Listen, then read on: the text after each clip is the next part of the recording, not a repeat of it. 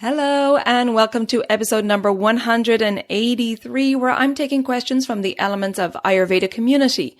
I answer questions like how to choose nut butters and nut milks, their qualities, their effect on the doshas, and their ecological impact. I talk about dermatitis, supplements, and choosing the right meals and snacks for your child. So please stay tuned.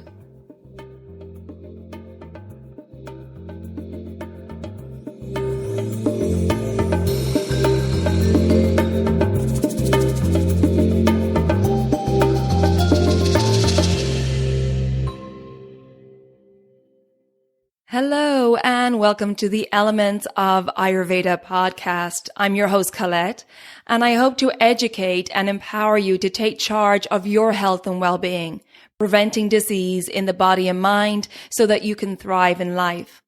I will be sharing the holistic teachings of Ayurveda, the ancient healing tradition from India.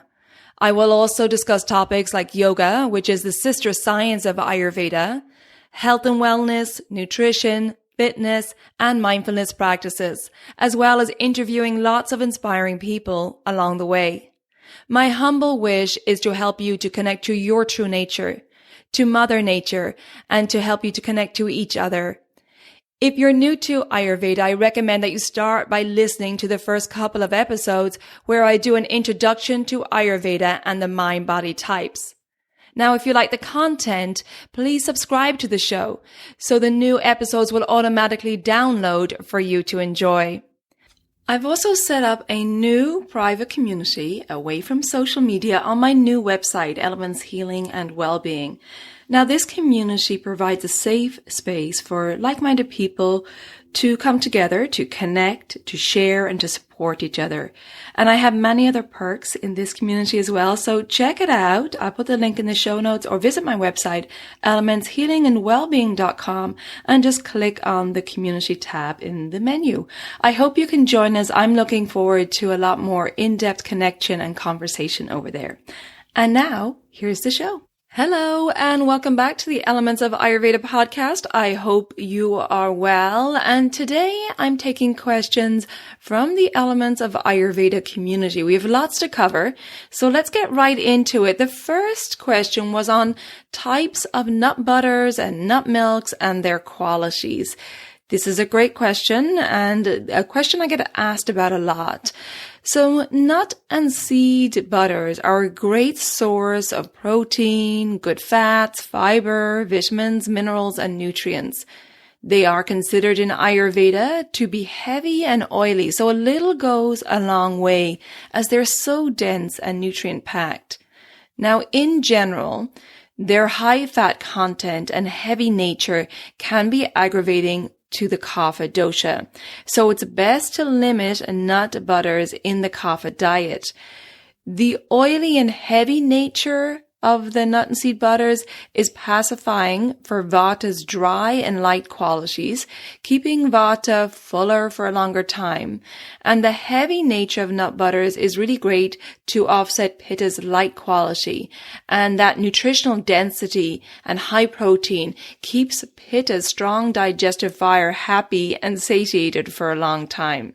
However, some of these nut butters can be heating and aggravating to Pitta. So let's take a look at some of the common nuts and seeds that are used in nut butters, as each one of them has different qualities. So let's start with almonds. Almonds' taste in Ayurveda is considered to be sweet and slightly bitter.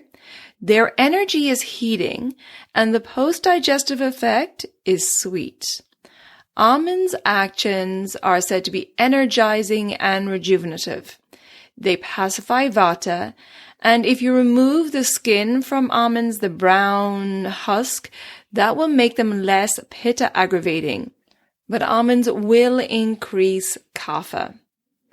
Now, peanut butter is one of the most popular nut butters. However, it's not really a nut, but a legume. And Ayurveda considers peanuts difficult to digest. They're also one of the most heavily sprayed crops for pesticides, and they have a soft shell, so they're soaking up a lot of that pesticide. And this is something to be really aware of. Peanuts are considered sweet and astringent. Their energy is heating, and the post-digestive effect is sweet. They're increasing for Pitta and Kapha.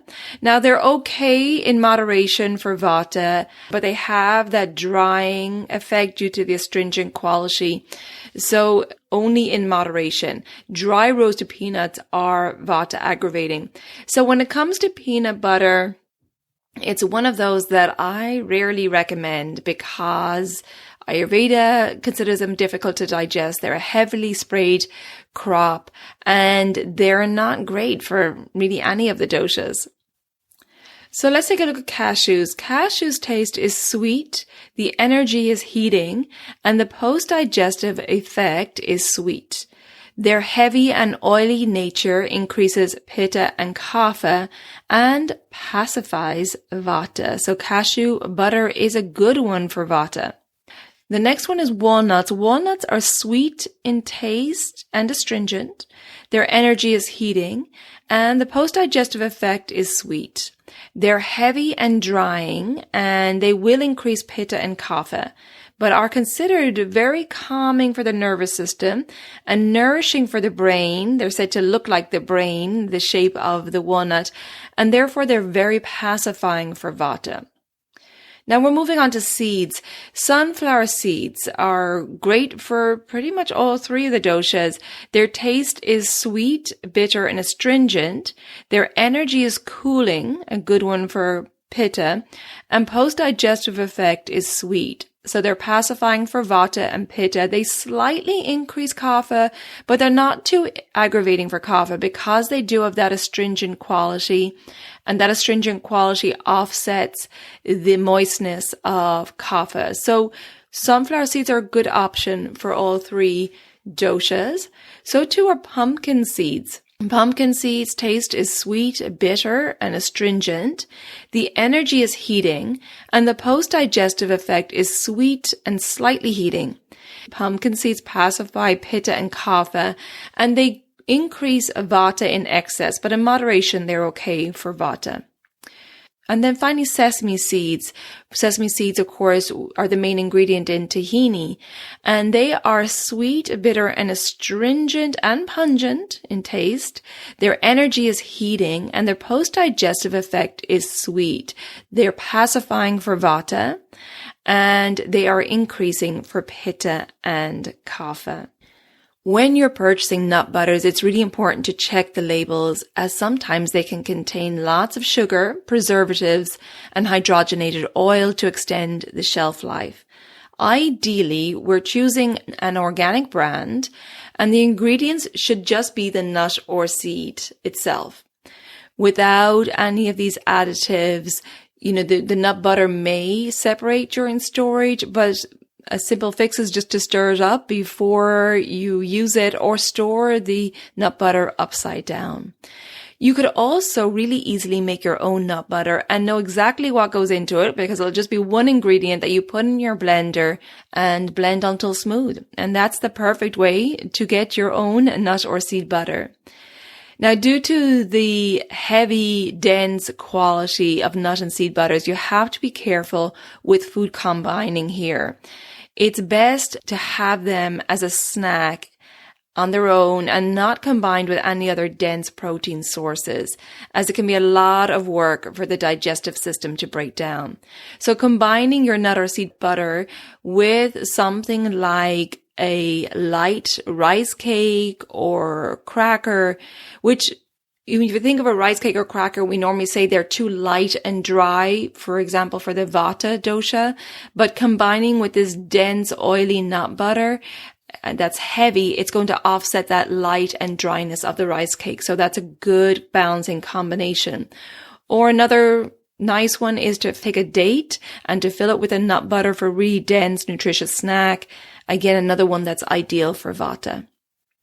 So now moving on to nut and seed milks. Of course, the nuts I just discussed will carry the same qualities whether they're in a nut butter or milk. However, I think as conscious consumers, we also need to take into consideration the environmental impact of these nuts and seeds when choosing which type to buy. Plant-based milks are definitely better for the environment than dairy, as they require less resources like land and water. However, they still have some environmental impact. The popularity, for example, of almond milk has created an industrial monoculture production, and this is resulting in a lot of stress on the bee population. And it's resulting in high mortality rates because the bees are set out to pollinate these monocrops, and it's creating a lot of stress for them. And bees, just like ourselves, need a lot of diversity in their nutrition to also thrive. So it's good for us to vary the types of plant milks that we purchase, not only to support diversity and release stress on bee populations, but also for our own constitution, taking into consideration our own needs for the particular season. Of course, we need to take into consideration location, and we need to take into consideration our current Vikriti. So all these things are what makes us conscious consumers, taking into consideration all the factors. Is it produced locally? Is it seasonal? Is it beneficial for my current Vikriti or Prakriti? Is it harmful to the insect life? So here are some other options if you're looking to diversify, some other eco-friendly nut and seed milks. Hazelnut milk, for example, has a lower carbon footprint, as hazelnut trees require less land than a crop. They require less water, they're drought resistant, and there's a high yield per tree. Hazelnuts in Ayurveda are considered sweet in taste with a heating quality, and their post-digestive effect is sweet. They are vata pacifying and considered lighter, so they're a good option for kapha, offsetting that heaviness of kapha, but obviously in moderation for kapha. They will be aggravating for pitta because of that heating quality. Oat milk is a really good eco-friendly option as well, as oats are used as a cover crop in the off-season, which helps to benefit the soil by restoring nutrients. Now, as conscious consumers, we want to encourage off-season crops, as growing only one plant or monocrops tends to deplete the soil's nutrients over time. And again, there's a lack of diversity for insects and wildlife. So oat milk is pacifying for vata and pitta, but it is a little aggravating to kapha due to its heavy quality. Another great eco-friendly crop is hemp. Hemp is a soil-friendly plant, as their deep roots nourish the soil and they require less pesticides. Now, hemp seeds are considered heavy, grounding, and dense with a sweet taste. They're pacifying and grounding for vata and pitta, but because of that heaviness and that sweet taste, they can aggravate kapha in excess. Another milk would be coconut milk that's eco-friendly. And this is eco-friendly because it doesn't require pesticides or herbicides, and coconuts are harvested by hand. However, we have to take into consideration the carbon footprint here, because it depends on where you live if coconuts are local to you. It is a great milk for pacifying pitta because of its cooling and heavy qualities. It's also pacifying for vata as it's sweet and oily, but it can be too heavy and cooling for kapha. So there you go, some considerations to take into account when you're choosing your nut or seed, butter or milk. And again, not creating huge stress on yourself, but just having awareness when you're researching your brands. And this is usually a one-time thing. You look at the brands of nut and seed butters at your local supermarket. I would check, which ones, first of all, have lots of additives, and take them off your list. So that kind of narrows it down. And then look at the ones that are organic with little to no additives, and take into account the qualities and take into account where they're produced as well in regards to the carbon footprint. I understand that if you're new to Ayurveda, this can all seem a little overwhelming in regards qualities and doshas. This is the education information I give in my online consultations. So if you're looking for some support and information around advice tailored specifically to you in regards food, lifestyle, self-care, mindfulness, what your signs of imbalances are, I can help you with that in my online consultations. Just check out the link in the show notes or visit my website, elementshealingandwellbeing.com, and you will get advice, education, and strategy tailored to you and your lifestyle. Okay, so let's move on to the next question, which was Ayurveda principles for children's meals and convenient snack ideas for children. So let's start with the snacks first for children. As we know, they require nutritionally dense snacks for their growing bodies, and nut butters and milks, which I just discussed, are really a great option there. Like a nut butter sandwich, or making a simple protein bowl with a nut and seed butter, maybe adding some raisins and a little cinnamon. You don't even need to blend this. You could literally take the nut or seed butter in your hand, put some raisins in there, a little bit of cinnamon, and roll it into a bowl. Very simple and a great snack for after school. Another great snack would be a protein smoothie, really ideal for children. Taking a nut or seed milk, you could add a banana or avocados, maybe some raw cacao to encourage drinking the smoothie, hemp seeds and dates to make it sweet. That would be a really perfect, nutritious, dense protein smoothie. Now, in regards Ayurveda principles for children's meals, we need to take into consideration that children are in the kapha stage of life, which runs from birth to puberty. And while they need lots of nutritious foods in this growing stage of life, the byproduct of all this growth of tissues is mucus and congestion, which is why they get a lot of nose congestion, ear congestion, chestiness, and so on when they get sick. Therefore, keeping meals nutritious, fiber-rich, to prevent the kapha sluggishness, and slightly warming with mild spices will really help to aid digestion and elimination in this stage of life. So Ayurveda always recommends freshly cooked, warm, easy digestible foods, and ideally with the 6 tastes of sweet, sour, salty, spicy, bitter, and astringent.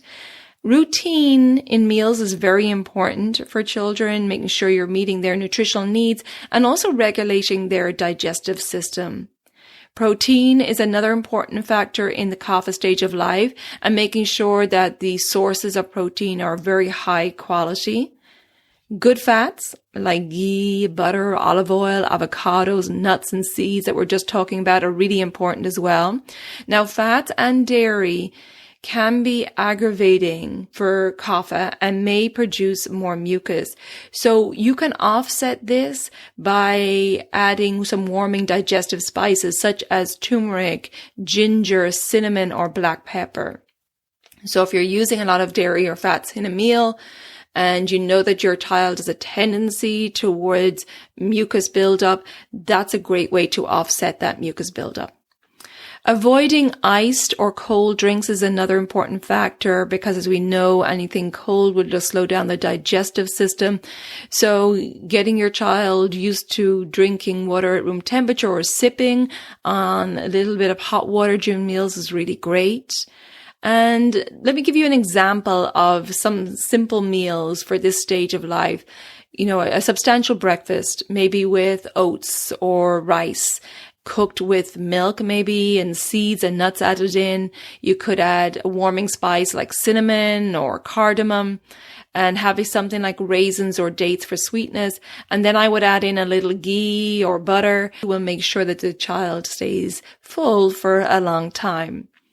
Lunch, as we know, should be the largest meal of the day. So ideally, this is when the heavier protein is eaten and carbs for energy, and also good fats again to keep the child feeling satiated. Snacks I mentioned earlier, so definitely important for children to have snacks in between, because again, they're growing at such a fast rate. And then dinner should ideally be lighter and easier to digest before bed. So a lighter dinner before 7, we always recommend in Ayurveda, and something like a soup or a stew or casserole, which is being cooked for a long time. So the ingredients are broken down and easy to digest, and of course, warm for the digestive system. So I hope that helps on some ideas for children's meals and convenient snack ideas. And the next question is about dermatitis. how to recognize what dosha imbalance causes it, then what to apply or what to consume to bring balance back. Okay, so dermatitis is a general term describing skin irritation. And that may be a red rash, there may be itching, dryness, there may be some flaking or blistering or oozing. Now, you can see there's lots of different types of dermatitis that I talked about there, and the manifestations of the types of dermatitis depends on the doshas involved. Some common examples of dermatitis are dandruff, eczema, cradle cap, diaper rash, or contact dermatitis, which is where if you've touched something and you get an allergic reaction. The symptoms of dermatitis are similar to that of PAMA, explained in Ayurveda as minute-sized lesions or eruptions which can cause burning and itching and pain. It's considered a Kapha-Pitta predominant skin disease, with Pitta manifesting in the red, burning, and pain, and Kapha manifesting in the oozing, the itching, and the slimy appearance. The Ayurvedic treatment will always be based on the doshas involved, and a tailored approach will be given for the food, lifestyle, self-care, and mindfulness practices according to the person's prakriti and vikriti. Now, mindfulness, I mentioned, you may wonder why mindfulness is an important consideration here in the management of skin conditions. It's because Ayurveda considers the skin closely related to the mind. And Ayurveda teaches us that the skin is the carrier of the emotional mind. The skin is connected to the Vata dosha as a sense organ. It's connected to the Pitta dosha because Pitta is one of the main doshas that supports the skin. And then Kapha provides the moisture, the construction, and the protection. Therefore, even though dermatitis is considered a Kapha-Pitta predominant skin condition, Vata needs to be taken into consideration in the management of the relationship with the mind. So what I recommend here is that seeking professional advice, but if you're well versed in Ayurveda, you can probably determine if it's a more Pitta dominant dermatitis with redness, burning, and pain, or if it's more Kapha dominant with the itching, oozing, or slimy appearance. And therefore, if you can determine that, you can begin by introducing a more pacifying diet and lifestyle for that particular dosha that you see as more dominant. But of course, I always recommend professional guidance because sometimes even with the best intentions, we could be driving ourselves into further aggravation. And also, of course, taking into consideration the management of Vata and the mind, which I think is a really interesting aspect that Ayurveda teaches us. Okay, thank you so much for that question. And the final question here is, what does taking supplements for long periods of time do to your body? I have a family member that has been taking the same supplements and at a pretty heavy financial cost for the past 18 years. Okay. So dietary supplements is a massive market, as we know. It includes tablets, powders, liquids, gels, and so on. And they can contain vitamins, minerals, herbs, proteins, and much more. Many people are purchasing these supplements without professional guidance and without professional monitoring of continued use, and this can really create problems. Now, supplements can be necessary, of course. If we're lacking certain vital vitamins or minerals, they can be great in this case. They're designed for a specific function to boost what's lacking in the body, and therefore they can have a very powerful effect on the body. So it's important to consult with your practitioner when taking supplements for a particular purpose, as it may only be necessary for a restricted period of time, and they can also have an effect on other supplements you're taking or the medication you're taking. So again, getting some guidance on that is really important.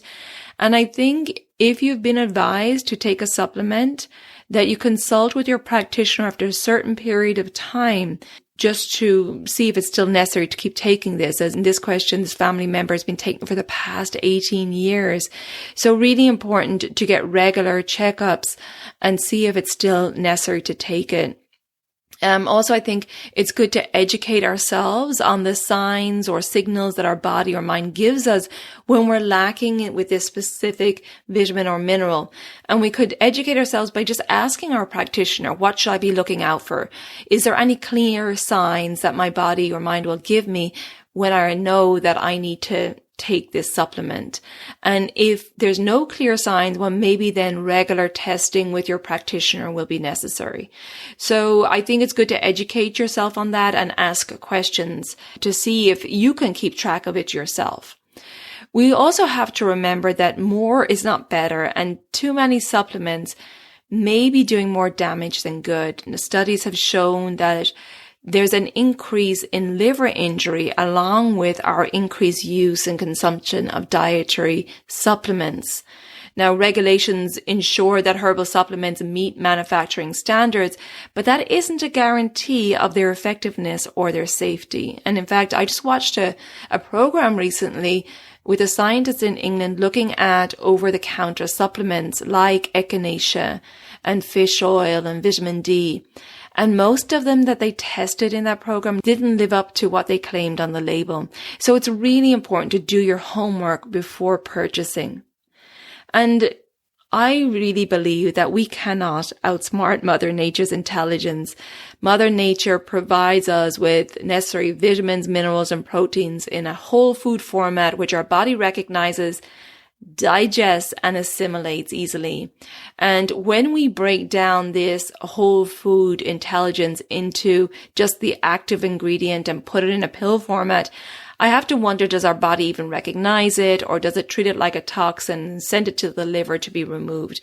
Now, I don't know the answers to these questions, but I do know that what I mentioned earlier, that there is an increase in liver damage with some of these supplements. So really important to take that into consideration. If you are taking in supplements, I recommend consulting with the practitioner and also focusing on getting the vitamins and minerals as much as you can from your diet and having lots of variety in your diet. So there you go. That's all the questions for today. I hope it was helpful. It's a continuing educational journey with Ayurveda, and I do think the more that we understand our unique constitution, our unique mind-body type, the easier it becomes to make decisions for our own health and well-being. We will understand our needs, our tendencies of imbalance, and how to read our body. So if this seems very overwhelming, I do suggest that you start with just understanding your constitution first, and understanding your doshic makeup, your doshic blueprint. And from there, starting this self-study and this educational journey, and be empowered and confident to make your own decisions. If you want support around that, I do offer that free dosha quiz as a stepping stone into Ayurveda. It's on my the free ebook on my homepage of my website, elementshealingandwellbeing.com. I also offer online consultations, at-home cleanses, and educational programs. So if you're looking for some support, I'll put all those links in the show notes. Thank you so much for tuning in. I appreciate your support. And if you think this episode will be helpful to family or friends, please share it with them. If you haven't already subscribed to the podcast, please do so wherever you listen to your podcast. And if you wish, leave a rating and review. I would appreciate that. And don't forget, if you want to continue the conversation and support this show, you can do so over on the Elements of Ayurveda Community, the private community on my website. I'll put that link in the show notes also. Until next time, take good care of yourself, be well, and slán go fóill. Bye for now.